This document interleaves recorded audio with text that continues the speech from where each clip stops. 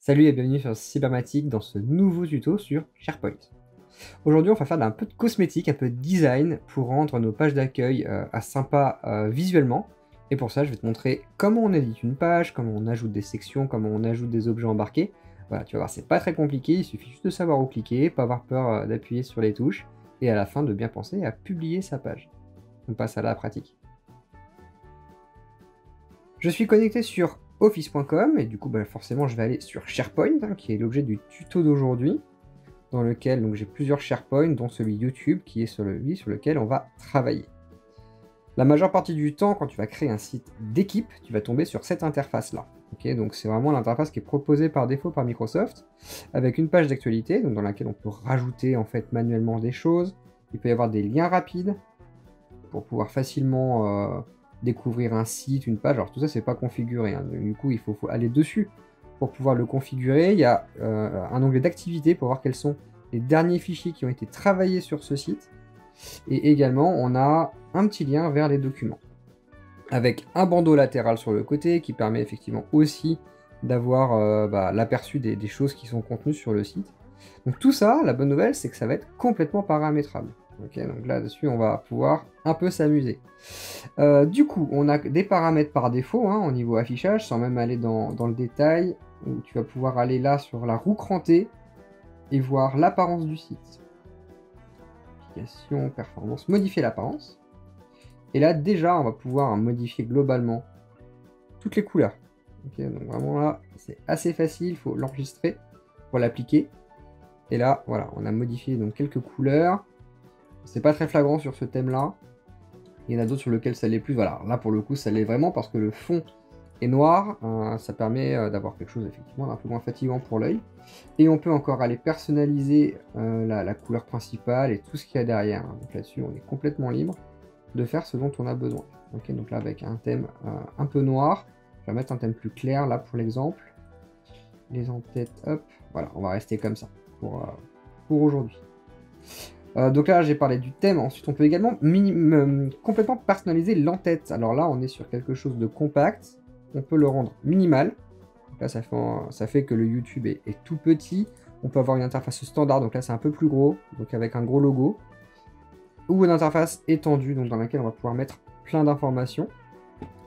On peut modifier la couleur du bandeau. Ça, c'est complètement paramétrable. On peut également mettre une image sur ce bandeau. Là je vais pas forcément le faire parce que j'ai pas d'image à mettre tout en long derrière, mais voilà, si tu veux une couleur particulière, c'est possible. Si tu veux un motif, une trame particulière, c'est possible également. Donc n'hésite pas à essayer.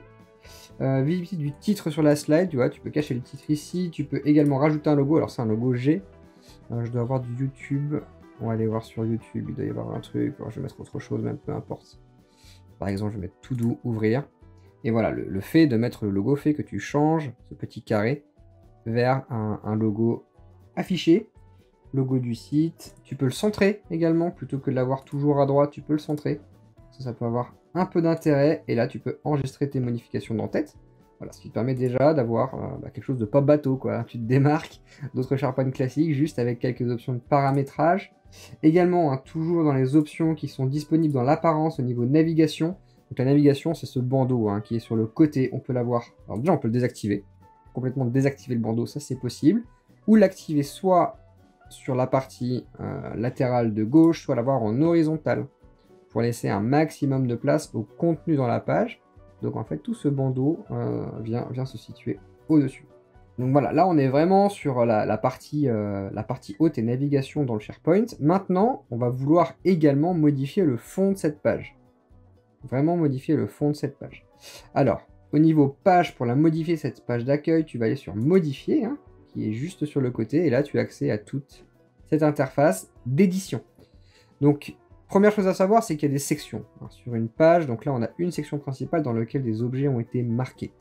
Si tu veux supprimer cet affichage là qui ne te sert à rien, tu vas sur le petit plus qui est sur le côté et tu peux faire corbeille. Voilà. Donc là, du coup, maintenant, j'ai une page vierge.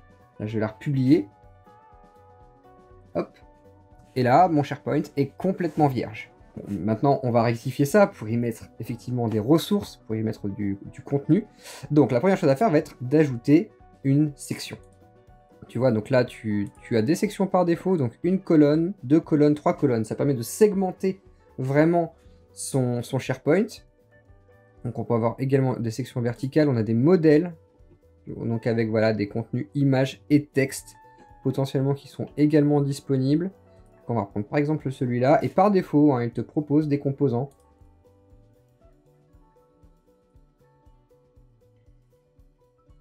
Ouvrir, ajouter une image. Donc voilà, comme ça permet d'avoir déjà ce logo ajouté. Et là, je peux manuellement ajouter mon texte. Et là, tu peux republier à nouveau pour avoir voilà, cette page qui s'affiche. Tout ça est paramétrable à souhait. Donc là, on a mis une image. On peut rajouter une autre section au-dessus, hein, ça pose pas de problème. Voilà, donc là, on a une section au-dessus. Et à l'intérieur de ces sections, quand tu vas aller vers le haut, là, tu as un deuxième plus qui s'affiche. Et c'est là qu'on va pouvoir rajouter en fait des composants manuellement. Donc là, par exemple, si je veux rajouter une vidéo YouTube, je clique sur le composant YouTube et ici, je vais pouvoir lui donner un lien vers cette vidéo. Voilà, donc je prends un lien et ici, le lien vers YouTube. Hop, pas d'horodatage, rien. Et en fait, ça charge tout seul, tu vois. Le composant charge et te permet directement d'incorporer une vidéo. Donc ça, si je le publie, je peux directement lire cette vidéo. Dans le SharePoint, j'ai pas besoin de faire plus de configuration que ça. Avec le son, il n'y a pas de souci. Tout est fonctionnel. Tu peux bien sûr rajouter beaucoup d'autres composants. Donc là, j'ai rajouté une vidéo, mais comme tu peux le voir, donc ça, c'est ce que j'utilise le plus fréquemment. Tu peux rajouter du YouTube, du Power Apps, des liens Internet, du Power BI, des liens rapides. Enfin, vraiment, c'est un peu Noël. Tu peux rajouter de la météo. Emplacement de la météo, je vais mettre mon département. Toc. Et là, tu peux effectivement avoir tout de suite un widget avec la météo, il n'y a pas de problème. Tu peux également rajouter, pourquoi pas, une Power Apps. Donc là, la Power Apps, si tu veux l'ajouter, il faut rajouter l'ID de l'application. Donc tu vas aller sur Power Apps et on va aller choper en fait cet ID ou ce lien. Donc là, je vais dessus, je fais Détails. On doit pouvoir accéder à l'ID. Voilà, l'ID, c'est ça. Donc on prend l'ID qui est là. Pour Power Apps, CTRL A, je colle, voilà. Donc en prenant l'ID, en activant les bordures, voilà, on republie et on a du coup, on a accès directement à cette application complètement fonctionnelle directement dans l'interface de SharePoint. Donc là, j'ai rien eu à faire de plus. Alors là, tu vois, on a une grosse application qu'on va pouvoir, qui prend beaucoup de place. Donc on a fait du vide là en dessous de notre vidéo et de la météo, pas de problème. Je peux rajouter encore des éléments en dessous. Donc là, je vais pouvoir rajouter un lien vers un site web. Si je veux donner un lien vers Google, pourquoi pas. Toc, je prends mon google.fr, je mets le lien directement ici, il va charger. Je peux afficher le lien ou pas. Donc là, par exemple, je peux décider de ne pas l'afficher. Et on a accès au site Google en un clic. Je peux déplacer mon composant où ça m'intéresse, directement en le prenant et en le faisant glisser avec la petite flèche. Donc voilà, ça c'est super, vraiment super pratique. Bibliothèque de documents, bien sûr. Alors je l'ai supprimé tout à l'heure, mais on va pouvoir rajouter la bibliothèque de documents. Donc ça, c'est celle du SharePoint en question qu'on peut manœuvrer. Donc tout ça est extrêmement flexible. Tout ça est vraiment extrêmement flexible, permet de très très facilement naviguer dans nos différentes documentations. Donc à chaque fois, il faut bien republier le site pour pouvoir naviguer avec. Là. Donc là, je vais sur Google directement, j'ai un lien sur mon SharePoint, je peux lire la vidéo de manière incorporée. J'ai la météo, alors là, elle est en degrés Celsius quand même ici. Et je peux rajouter toutes les sections comme il me souhaite. Autre option intéressante, on peut directement incorporer une liste dans une page d'accueil. Donc moi j'aime bien, de temps en temps, je peux en avoir besoin. Donc là on va faire juste une colonne. On va aller sur ce plus. Et on va pouvoir rajouter une liste. Liste. Et en fait, tu vois, quand tu cliques sur liste, directement il te propose toutes les listes qui sont déjà sur ton SharePoint. Donc si je prends le tuto YouTube, hop, tout de suite, j'ai cette liste qui s'affiche. Je peux republier. Et là, j'ai même pas besoin d'aller naviguer. Je peux directement cliquer dessus, ça m'emmène sur la propriété, ça me permet de travailler. Donc, tout ça est extrêmement efficace. Voilà pour ce tuto sur SharePoint dans lequel je t'ai montré comment tu pouvais en quelques clics très facilement bien personnaliser une page SharePoint.